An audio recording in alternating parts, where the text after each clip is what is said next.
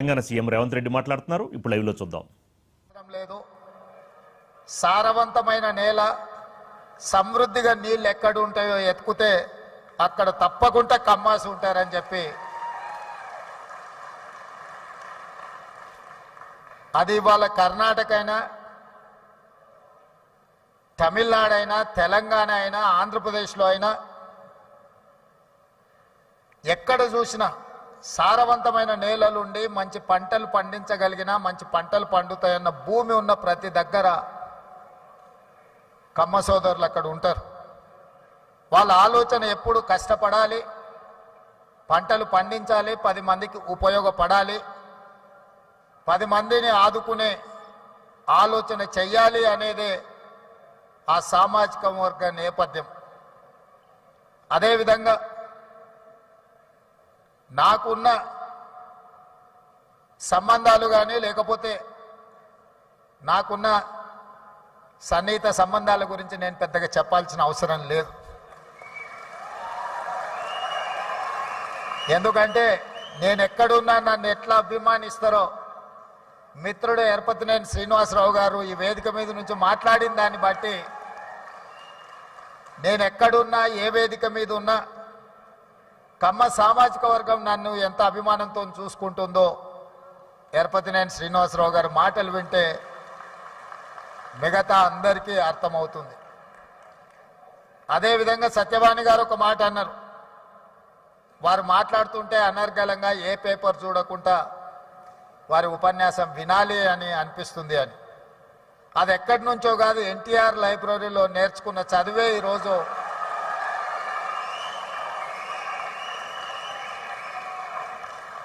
ఎన్టీఆర్ లైబ్రరీలో మేము చదువుకున్న చదువు ఇవాళ జీవితంలో ఉన్నత స్థానాలకు రావడానికి ఉపయోగపడ్డదని నేను గట్టిగా అందరి ముందు చెప్పడానికి ఏమాత్రం జంకను.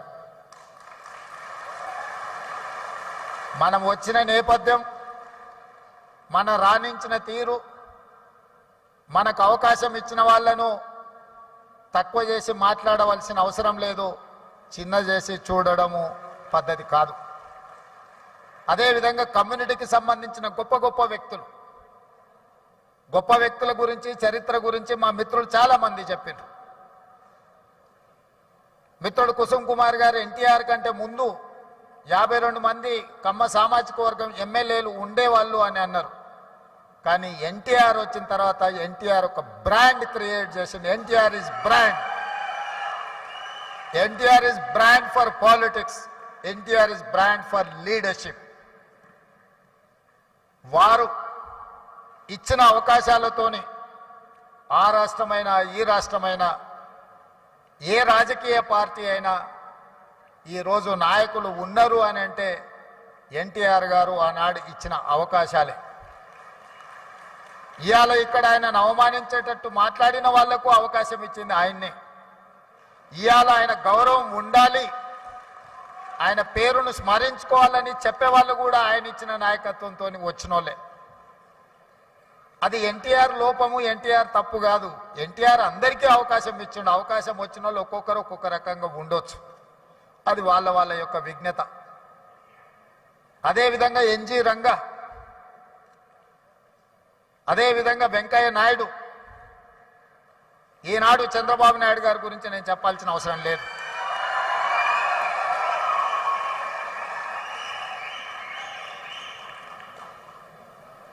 ఈ దేశంలో కాంగ్రెస్ పార్టీకి ఎదురే లేదు. బలమైన నాయకురాలుగా శ్రీమతి ఇందిరాగాంధీ గారిని ఎదుర్కొనే వాళ్ళే లేరు. అంత బలమైన నాయకత్వాన్ని అందిస్తున్నప్పుడు ఎన్టీ రామారావు గారు ప్రవేశపెట్టిన సంకీర్ణ రాజకీయాలే ఇవాళ దేశాన్ని ఏలుతున్న వాళ్లకు అవకాశాలు ఇచ్చినాయన్న సంగతి మరవకూడదు. రామ్మోహన్ రావు గారికి గుర్తుండి ఉండాలి, ఆనాడు తెలుగుదేశం భారతీయ జనతా పార్టీ పొత్తులో భాగంగా దేశంలో 2 సీట్లు బీజేపీ గెలిస్తే హనుమకొండ నుంచి పివి నరసింహారావు గారిని ఓడించిన బీజేపీ జంగారెడ్డి గారు తెలుగుదేశం మద్దతుతో గెలిచారు. దేశంలో 2 సీట్లు బీజేపీ గెలిచిన రోజు 1 సీటు గుజరాత్లో గెలిస్తే రెండో సీటు తెలంగాణలో తెలుగుదేశం పార్టీ ఎన్టీ రామారావు గారి మద్దతుతో గెలిచింది. నేషనల్ ఫ్రంట్ కావచ్చు, యునైటెడ్ ఫ్రంట్ కావచ్చు, ఎన్డీఏ కావచ్చు, ఎప్పుడెప్పుడు అధికారంలోకి వచ్చినా అప్పుడప్పుడు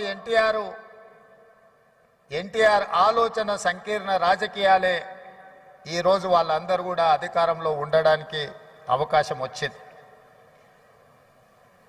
అందుకే ఈరోజు మిత్రులారా, మీరు రాణించే విషయంలో వ్యవసాయం నుంచి డాక్టర్లుగా, లాయర్లుగా, ఐటీ నిపుణులుగా, అమరావతి నుంచి సిలికాన్ వ్యాలీ వరకు మీ కృషిని ఎవరు కాదనలేరు. ఇవాళ సత్యనాదెన్ల నుంచి మొదలు పెడితే చాలామంది కొత్తగా వచ్చే పెద్ద పెద్ద మల్టీనేషనల్ కంపెనీలో సీఈఓలుగా మన వాళ్ళు చాలామంది ఉన్నారు. సరే, అమెరికాలో ఇక్కడ బహిరంగ సభ పెట్టిన దానికంటే పెద్ద ఎత్తున మా తానా సోదరులు సభలు పెడుతుంటారు ప్రతి 2 సంవత్సరాలకు. తప్పకుండా ఇప్పటివరకు ఎప్పుడు నేను వెళ్తూనే కలుస్తూనే వస్తున్నా. అయితే ఈ సమావేశం కమ్మ గ్లోబల్ ఫెడరేషన్ ఒక మంచి సాంప్రదాయాలకు, సమాజానికి ఉపయోగపడే విధంగా ఈ హైదరాబాదు నగరాన్ని విశ్వనగరంగా మార్చడానికి అవసరమైన ప్రణాళికలలో మీరు భాగస్వాములు కావాలి. తెలంగాణ రాష్ట్ర ప్రభుత్వం మిమ్మల్ని ఆహ్వానిస్తుంది. మీలో ఉన్న నిపుణులను, మీలో ఉన్న నైపుణ్యాన్ని అన్ని రకాలుగా ప్రోత్సహించడానికి తెలంగాణ రాష్ట్ర ప్రభుత్వం సంసిద్ధంగా ఉంది. ఎలాంటి భేషజాలు అక్కర్లేదు. హైదరాబాద్ నగరం ప్రపంచంతో పోటీ పడాలంటే ప్రపంచంలో రాణించిన కమ్మ సోదరులకు ఇక్కడ అన్ని రకాల అవకాశాలు కల్పించడానికి మా ప్రభుత్వం సిద్ధంగా ఉన్నది అని చెప్పి నేను ఈ వేదిక మీద నుంచి విజ్ఞప్తి చేస్తున్నా. మాకు భేషజాలు లేవు. కులం, మా కులాన్ని మేము అభిమానించుకుంటాం. మేము ఇతర కులాలను గౌరవిస్తాం. ఎక్కడా ఆ విషయంలో పొరపాటు జరగదు. మా కులం పట్ల మాకు అభిమానం ఉండొచ్చు, కానీ ఇతర కులాల పట్ల అపారమైన గౌరవం ఉన్నది. ఈ విజ్ఞతను ఎప్పుడు తెలంగాణ రాష్ట్ర ప్రభుత్వం పాటిస్తుంది. మా మిత్రుడు శ్రీనివాసరెడ్డి గారైనా, మా సోదరుడు కోమటిరెడ్డి వెంకటరెడ్డి గారైనా మేము ఈ సూత్రాన్ని ఎప్పుడు అమలు చేస్తూనే ఉంటాం. తెలంగాణ రాష్ట్రంలో వివక్ష ఉండదు. తెలంగాణ రాష్ట్రంలో మీ కష్టానికి గుర్తింపు ఉంటుంది, మీకు అవకాశాలు ఉంటాయి. అదేవిధంగా ఈరోజు ఈ నగరం రాణించాలి అని అంటే పెట్టుబడులు రావాలి, పరిశ్రమలు పెరగాలి, దానికి అవసరమైన అనుమతులు ఇవ్వాలి.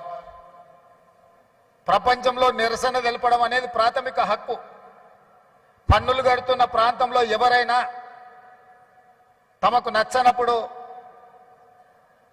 తమకు నచ్చని కార్యక్రమాలు ప్రపంచంలో జరుగుతున్నప్పుడు నిరసన తెలపడం అనేది, నిరసన తెలపడానికి అవకాశం ఇవ్వడం అనేది ప్రభుత్వాల బాధ్యత.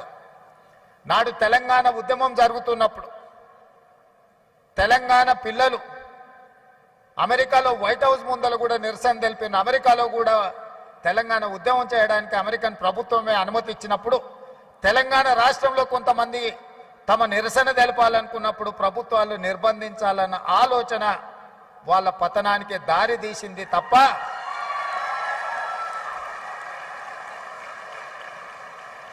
నిరసన అనేది one of the format of democracy.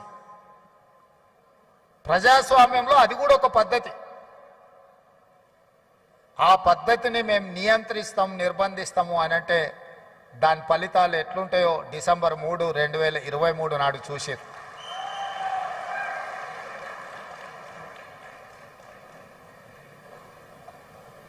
Venkaiah Naidu గారు రాష్ట్రపతి అవుతారని, అవ్వాలని మేమందరం ఆకాంక్షించిన పార్టీలు వేరైనా కూడా మన తెలుగువాడు ఢిల్లీలో మనకు ఒక గుర్తింపు, గౌరవాన్ని తెచ్చినవాడు. జైపాల్ రెడ్డి గారు, వెంకయ్య నాయుడు గారు జంట కౌలు లాంటోళ్ళు. వసంత నాగేశ్వరరావు గారు ఉన్నారు, వారికి జైపాల్ రెడ్డి గారి కుటుంబంతో ఉన్న సంబంధాలు, అనుబంధం నేను ప్రత్యేకంగా చెప్పాల్సిన పని లేదు. ఇప్పుడు ఢిల్లీలో నాయకత్వ లోపం కనిపిస్తున్నది.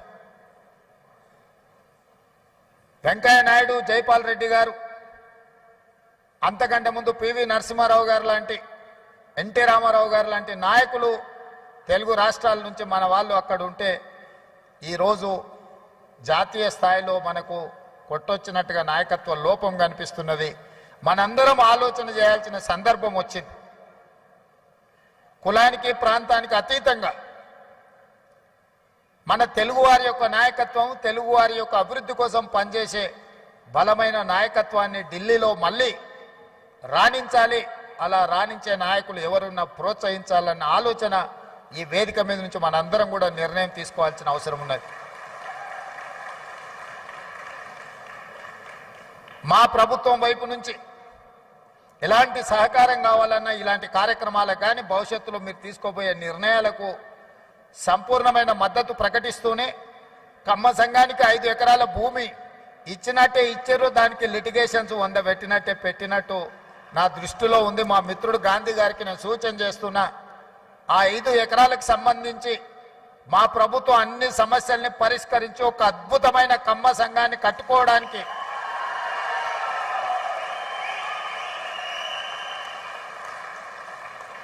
వేదిక మీద సివి రావు గారు ఉన్నారు. అమీర్పేట చౌరస్తాలో ఎప్పుడు చూసినా కమ్మ సంఘం సివి రావు గారు కనిపిస్తూనే ఉంటారు.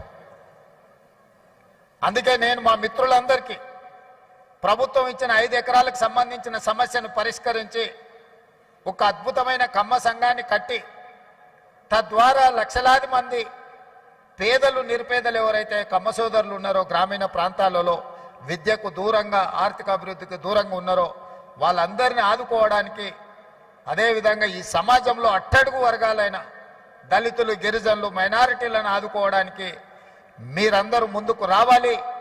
ఆ సంఘం భూ సమస్యను పరిష్కరించడమే కాకుండా నిర్మాణానికి అవసరమైన సహకారాన్ని మన రాష్ట్ర ప్రభుత్వం అందిస్తుంది అని చెప్పి ఈ కేజీఎఫ్ వేదిక మీద నుంచి మీకు అందరికీ నేను మాట ఇస్తున్నా. దీనికి సంబంధించిన భవిష్యత్ కార్యాచరణ కుసుమ్ కుమార్ గారు, గోపి, మన గాంధీ గారు వీళ్ళందరూ కలిసి ముందుకు వస్తే ఈ సమస్యల్ని రాష్ట్ర ప్రభుత్వం భూమికి సంబంధించిందంటే రెవెన్యూ మంత్రి గారిని కూడా అందుకే ఎంబడే తెచ్చిన వారే పరిష్కరిస్తారు. రెవెన్యూ మంత్రి గారు ఇతర సమస్యలు ఏమన్నా ఉంటే మున్సిపల్ అనుమతులకు సంబంధించింది ఉంటే ఆ శాఖ నా దగ్గరనే ఉంది. నిర్మాణానికి నిధులు కావాలంటే R&B శాఖ వెంకటరెడ్డి గారు ఇక్కడనే ఉన్నారు. కాబట్టి ఏ సమస్య అయినా అక్రాస్ ద టేబుల్ మీకు పరిష్కరించే బాధ్యత మాది. ఈ కార్యక్రమం బాగా జరగాలి, భవిష్యత్తులో ఇంకా పెద్దగా ఎదగాలి,